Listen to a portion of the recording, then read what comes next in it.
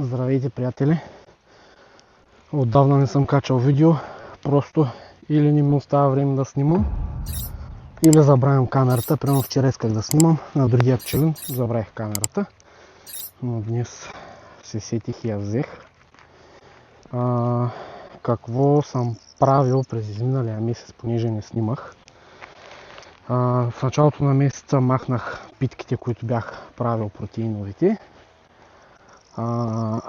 След което започнах да подавам сироп, захар и вода 1:1, плюс витамини. И разширявах семействата, като вчера на другия пчелин, сега днеска тук ще слагам магазини на тези, които са готови, защото са доста напънати, плюс има рапица, която цъфти. Даже тук виждам на единия кошер, да покажа колко много прашеца носят.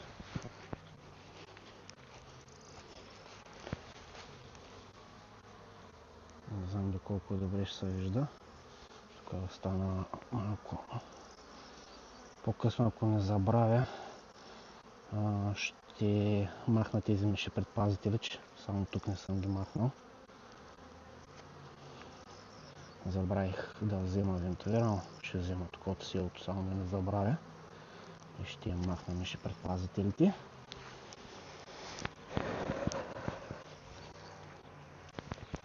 И другото, което е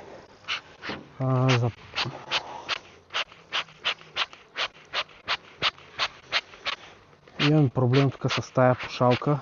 Предния път не щеше да пуши. Нещо, самия въздух явно е запушен, но не знам. Паля, гори, пуши и след малко спира. И цял ден стигам нервите с пушалката. После направо ще поръчам една нова, защото тая ми опъва много нервите.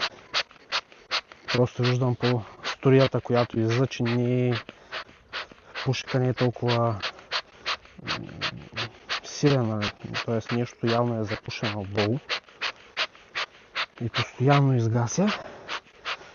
Днес тук започвам поредните прегледи, долу горе преди седмица минах. Давам сироп. Сега отварям, които не са пълни и имат нужда, им добавям рамки и им слагам пак сироп. Тези, които вече са на 10 или на 12 рамки и са силни, ще получат магазин. Плюс един кошер ще го подготвя да произвеждам майки. Като миналата година пробвах два варианта. Единият вариант беше с стартер и после в отглеждача. А другия вариант беше директно в отглеждача, хем е стартер, хем е отглеждач. Разликата е, че стартера го подготвях 2-3 седмици по-рано. Да няма пило, да може да си подготвят както трябва маточниците. Обаче тая година гледам майките, които съм произвел и по единия и по другия вариант. И в двата варианта работят доста добре, аз съм доволен. И понеже не съобразих да си направя стартера по-рано, затова директно в отглеждача, като сега сутринта ще направя един кошер, който да ми бъде отглеждач, ще покажа как го правя. И по-късно, след обяда късния, ще дойда да принеса личинки. И ще видя след няколко дена какво ще е положението. Миналата година се станаха и по двата варианта майките. Някои колеги казват, че с стартер са по-качествени. Не виждам разлика, може и да има такава, аз поне не я виждам. Но така или иначе не подготвих стартер, което ще ми отнеме поне още 15-20 дена. Искам да правя отводките. Понеже по програмата, която участвам, трябва тая година да имам 90 бройки. Така че ще гледам да си направя отводките тук до 2 седмици. Затова вчера направих един кошер на другия пчелин. Днес ще направя на този, като от другия пчелин ще взимам пчели и ще ги нося тук. А от този на другия пчелин за да може летящата пчела да не се връща в кошерите. Сега това семейство е по-слабичко. То е 1, 2, 4, 6 рамки. Ще погледна дали ще го разширявам.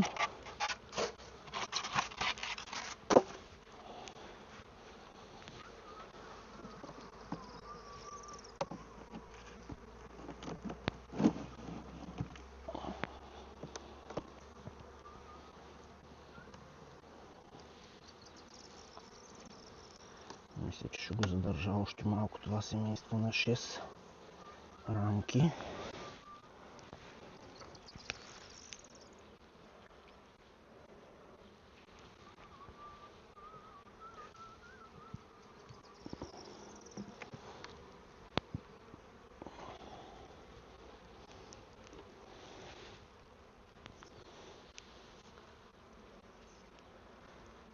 Тук всичко е наснесено с прясно пило.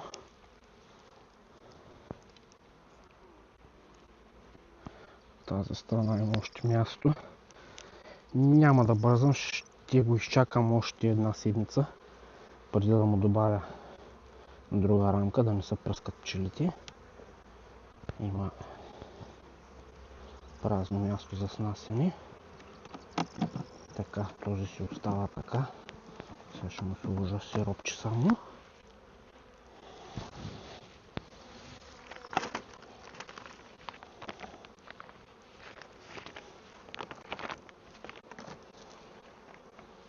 Вчера, между другото, духаше много вятър. Истина, даже в момента съм с температура.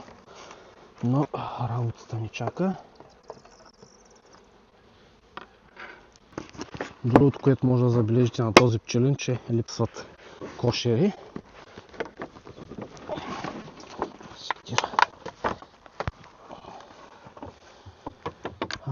Защото се хванах да ги постегна малко празните, да може да изкарат още 1-2 години, докато си накупя нови, понеже сега няма възможност. Бях се наумил, но не се случиха работите, така че се залових да ги стягам. И като също така се хванах и си направих нуклеуси или поплодни съндъчета от фибран. Един колега ми даде идеята.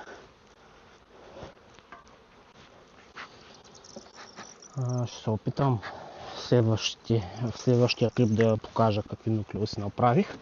Като понеже много ми издишат кошерите и като правя отводки, случва се да ги нападнат. Затова направих от фибран.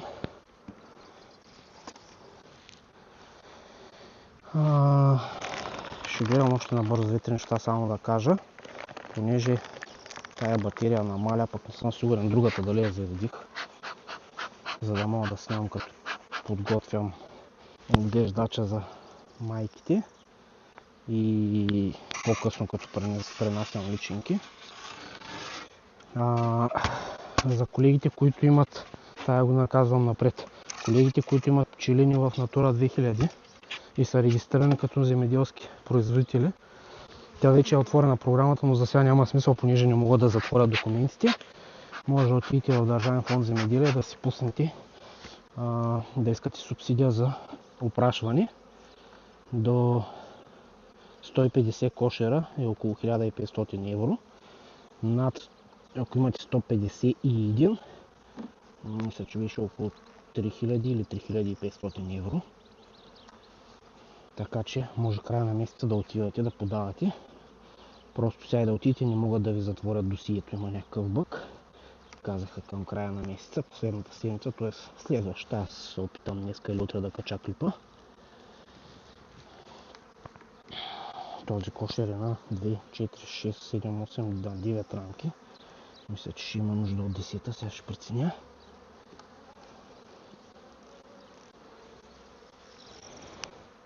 Тук има пило и прашец.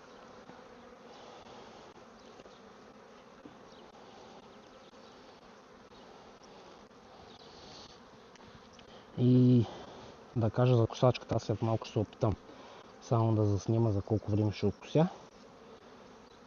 Преди косях за 6 до 8 часа. В момента я поддържам на 10 дни. Идвам да кося и тук още няма да го разширявам, макар че пък съседните са пълно изпило. Ще сложа една за всеки случай сега.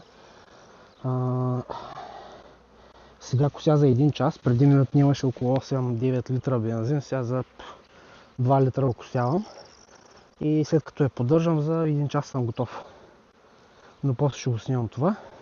Сега спирам да снимам, за да имам батерия.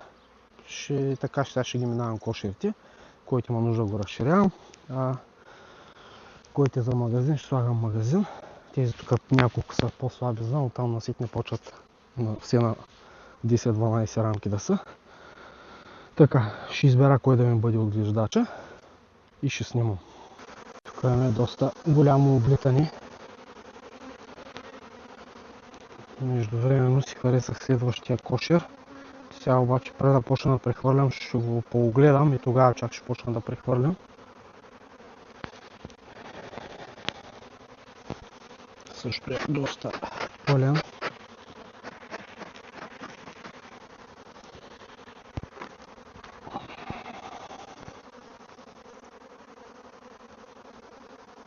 Видим тук дали има повече прясно пило. Да, няма пак маточници.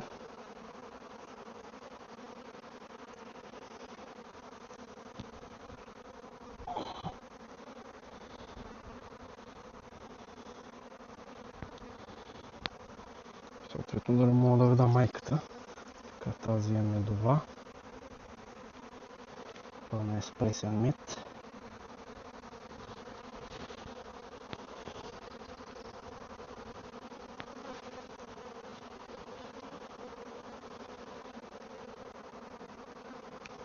Така, запечатано пиво имаме тук доста.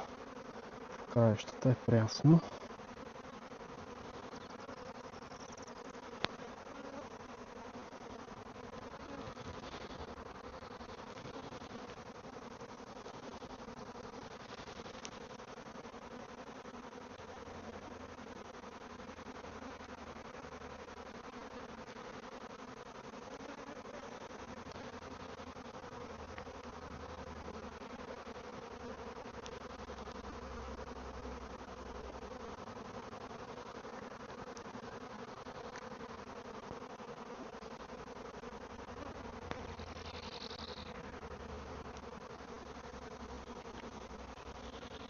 Също е запечатано пило.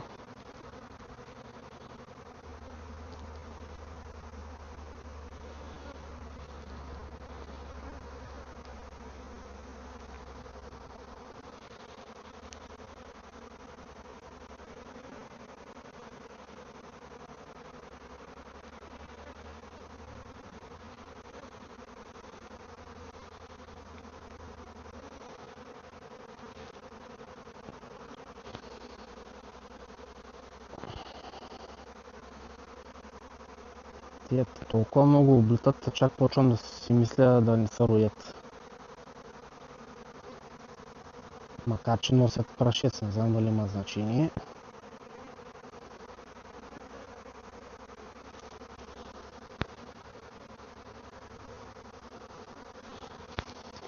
Ще изчакам малко и ако видя, че положението е такова, мисля, че в колата имам примамка, ще се опитам да ги хвана.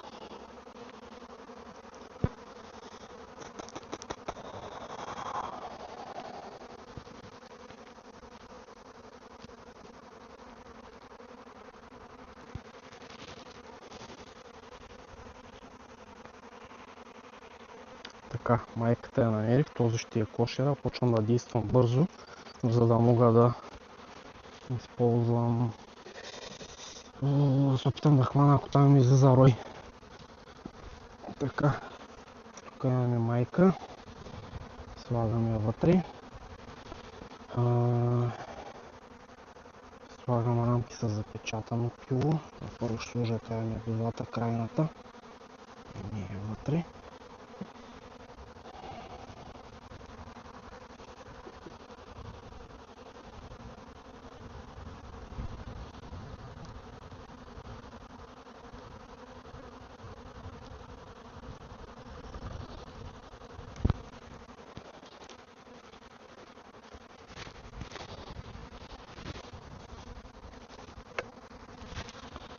Ако излиза роя, ако успея да разцепя семейството.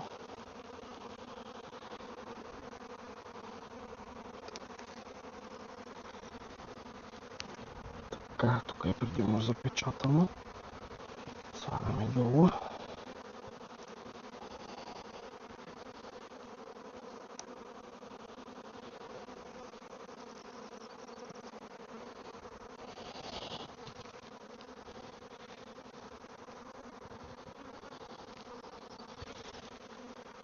Така, тук е доста прясно. Така че тук го слагаме. Тук.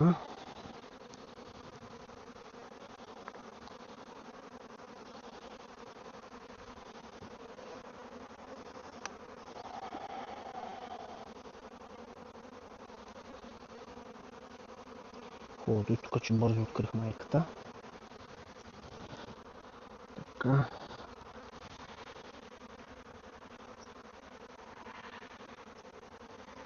Тук също по-голямата част. Не. Тази ще слезе долу.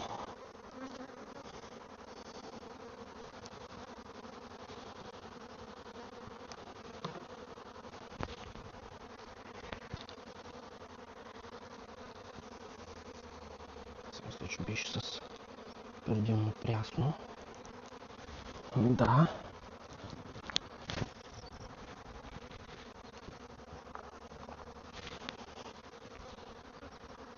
Успокоиха се, обаче се натрупаха отвън. Ще видя след малко. Ще отворя директно там, ако трябва да ги цепя. Преди да е станало прекалено късно. Така, прясно има тук доста, има и запечатано. Ще сложим тук. Така, още една рамка ще сложим там.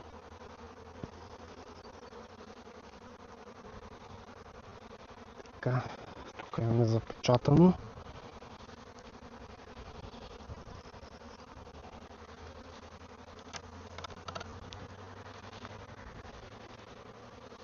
И тук имаме запечатано. Сега на запечатаното долу, то ще се излюпи майката, после има място къде да снася.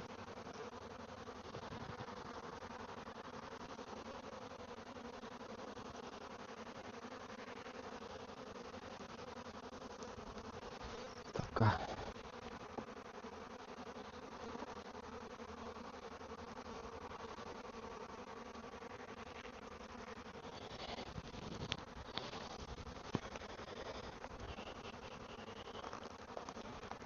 Така, този кошер го махаме.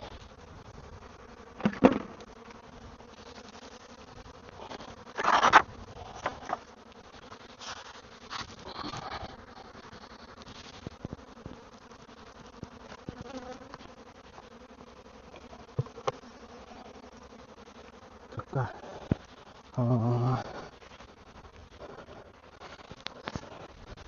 Разделям майката да остане долу с хранеманова решетка.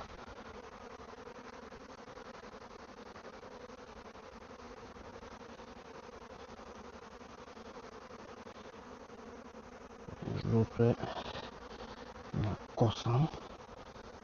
Внимавам. Как съм го направил, не знам.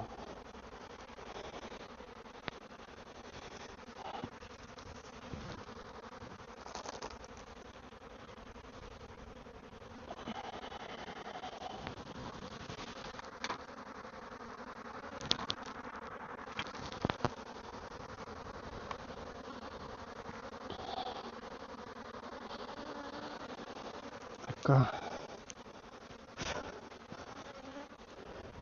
Горе оставам на 4 рамки, плюс преградната 5, като сложа за маточниците, ще стане 5,5, няма да мога да събера 6. Така.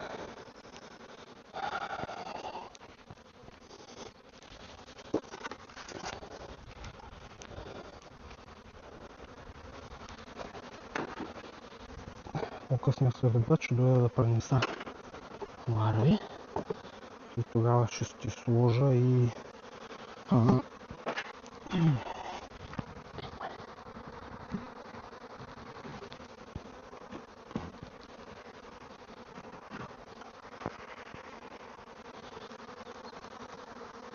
Сложа и сироп. Сега.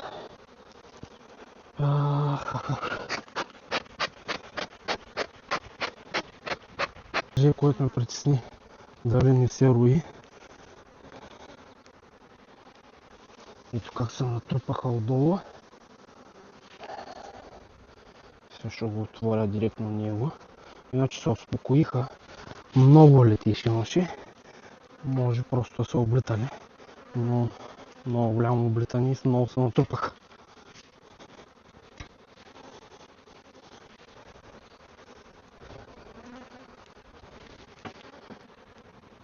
Също с маточници.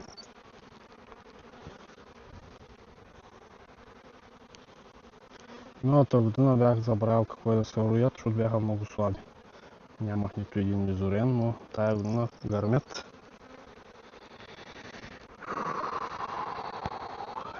Сега се чудя.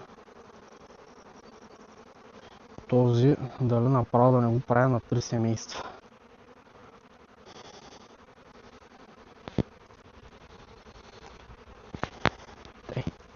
Цепя го на 2.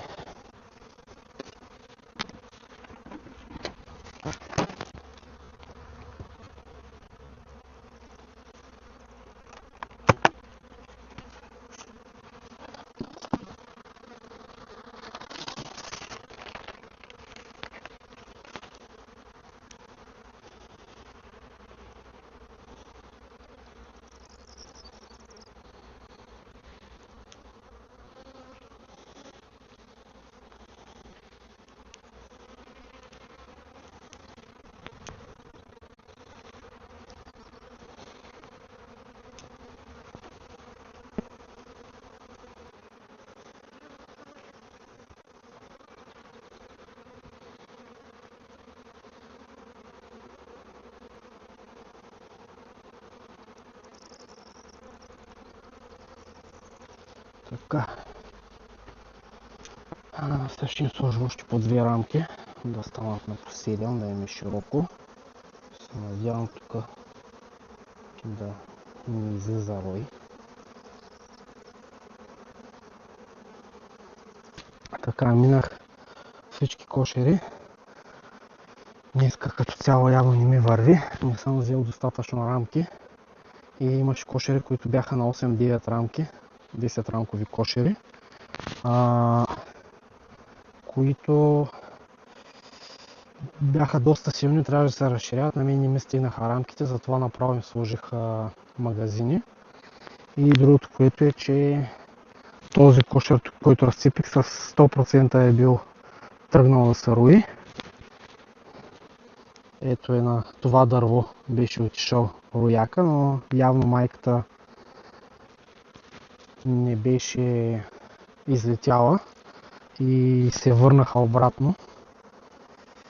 Другия кошер, който по-рано му развалих маточниците, който мислех да правя отглеждач, най-вероятно и той е бил за роени. Там мисля, че развалих всички маточници, макар че и тук в момента е страшно. Ето положението тук. Надявам се в момента той да не се роя, да е само облитане. Но като гледам какво се случва, май той току-що тръгна да се рои, май сега ще го разцепя набързо и него. Май точно това ще стане, защото така като гледам, те се вдигат за роени. Залагам се да го цепя и този. По-добре да ги разцепя, толкова да гоня рояци. Между другото направих 2 капана под навеса за рояци. Така, сега набързо това го цепя, даже няма да палей пушалката. Няма да снимам, да може да работя по-бързо. Така, тук по-рано като търсих майката не я видях. Сега обаче съвсем случайно на дъното я видях и я взех и я сложих в другия кошер. Надявам се да не излети. Отново се опитват тук на дървото, на друго дърво. Не знам дали се вижда колко е черно от пчели. Започват да се събират ето там в ниското на дървото. По-рано бяха се събрали и на другото, но в последствие се върнаха. Надявам се и тези да се върнат, че не мога да си го прибера в другия двор. Поне законово не е редно. Такъв е закона. Рояка, в който двори, там се остава. Кофти за мен е, че тук моите тръвчета са малки и рояците отиват на дърветата на съседния двор. Но дано да се върне. Майката я сложих в друг кошер, дано да не излети. Беше готова да излиза. Интересното е, че тази майка е от купените. Доста добре е работила. Мисля, кошера е доста силен. За сега им оставих магазина, следващия път ще го махна. Защото нямам рамки да сложа допълнително да се разшири, нека да имат място. Макар че тя майката не е тук да снася. Аз доста маточници им развалих, не знам дали е останал някой, за да могат да имат майка, но поне ще си направят спасителна. Има прясно пило. И ще видим какво ще се случи. Миналата година нямаше роени, но имах слаби семейства. Със сметка на това сега са доста силни, поне половината са силни тук. Готови за роени. Идеята ми беше да издържат още 13-14 дни, докато направя отводките. Но ще видим какво ще се случва. Да, но не ги гоня по дърветата. Между другото, тук друга година е така отива рояк на дървото и стои там по 2 седмици, не се маха и звъня на комшията да идва да си го прибира. Все пак и в неговия двор, дори да са моите пчели. Не ми се скача в чуждия двор, за да правя глупости. Евентуално може да му звънна, ако рояка не се върне обратно. Да го питам дали може да се прескоча, ако не, той да идва да се го прибира. И така, сега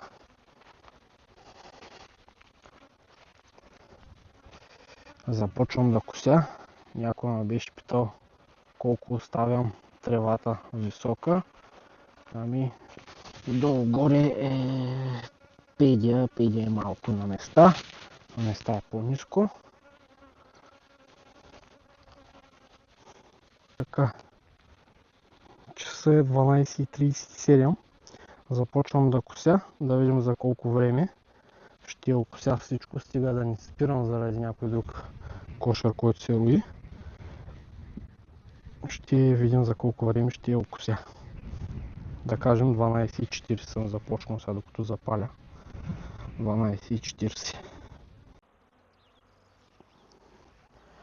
Готов съм, окосих. Само ето това тук не кося, защото трябва да използвам там тримера храстореза. Понеже има доста камъни и ще ударя ножа. Но вече следващия път ще го взема и ще мина там. Иначе тук съм минал и между кошерите. Сега да видим часа.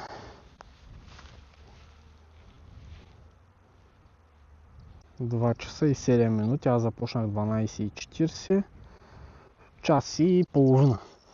Но съм минал и между кошерите с тази косачка.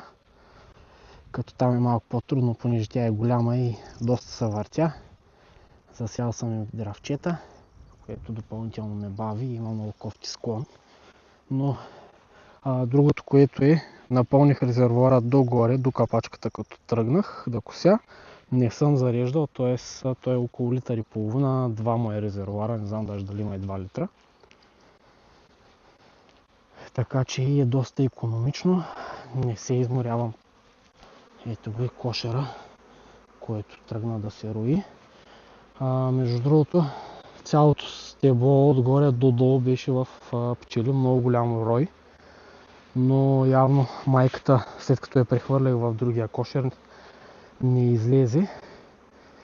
И лека по лека почнаха да се прибират. Целият кошер беше в пчели. Вече почти целият се прибра. И така. Искаше ми се да снимам и като прехвърлям личинките, обаче гледах другата ми батерия свърши. Тази е почти свършила. Няма да успея.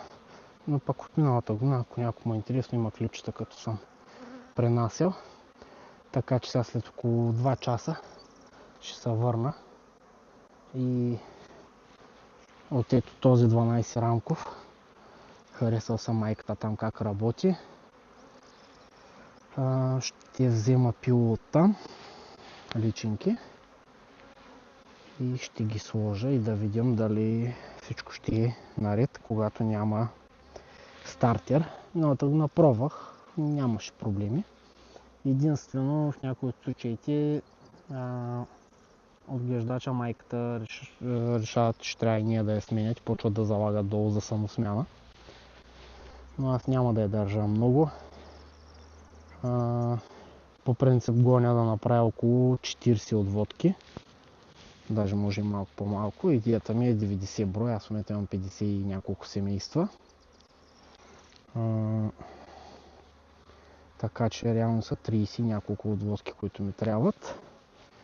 И тази година за първи път ще направя и сборни отводки август месец. Пак ще им сложа маточник. От 5 кошера ще вземам по една рамка. И ще правя малки семейства на по 5 рамки. Като там идеята ми е да имам запасни семейства, за да ми е по-лесно на пролет да не рискувам с програмата да имам проблеми. И така, това ще е за този клип. Ще включа в следващите няколко дни от другия да покажа нуклеусите, които направих. Може да дам и размери, ако някой му трябва. Ще обясня по-подробно тогава.